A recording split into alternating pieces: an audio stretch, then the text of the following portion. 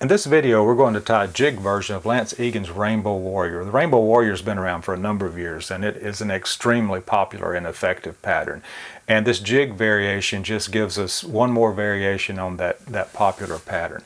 And we also changed the colors in this a bit, so it's more of a bluish green tint instead of the pinkish tint like the original Rainbow Warrior. So let's get started. The hook I'm using is a size 14 jig hook, and this is a wide gap jig hook. This fly can be tied easily down to a size 16, and on the hook I have placed a 1/8 inch slotted tungsten bead. And if you don't have much experience with slotted tungsten beads, remember that they go on the hook small hole first. And for thread, the first thread I'm using is 140 denier ultra thread. And I get it started just behind the bead and trim off my tag. And since I'm not using lead wire on this copy to stabilize the bead, I'm going to take a number of thread wraps right behind the bead until I build up a thread dam that will stabilize that bead. And a little bit more. And then leave my thread hanging, a half bead or so behind the bead. You can see that bead is nice and stable. Now the tail on this fly is 6 to 8 natural colored pheasant tail fibers, and I just strip those off. And if I strip them holding 90 degrees from the stem, the tips are relatively aligned.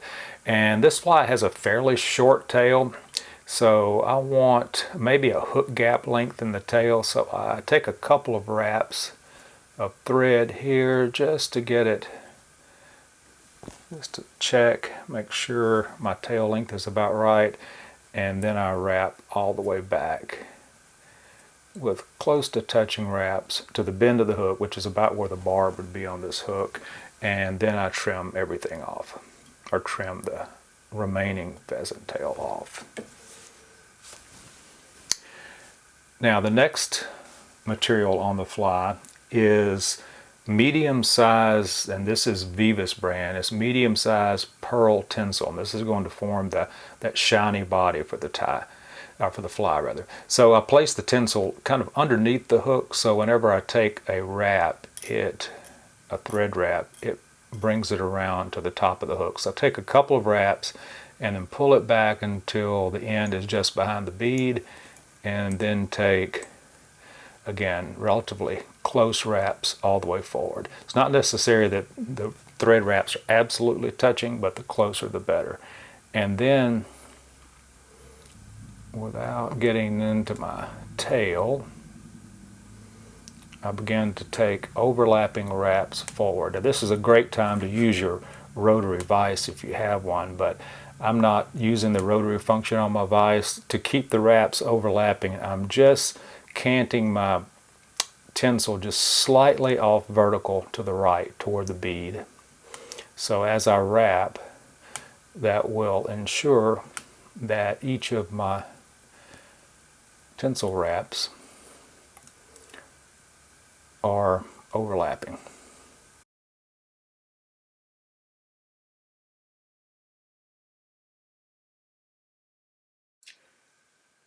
And when I get my tinsel behind the bead, I take a couple of wraps of my black thread just behind the tinsel, tighten down, and then a few wraps just in front of the tinsel, and then trim the tag end off. At this point, I'm finished with my black thread, so I take just a 3 or 4 turn whip finish here.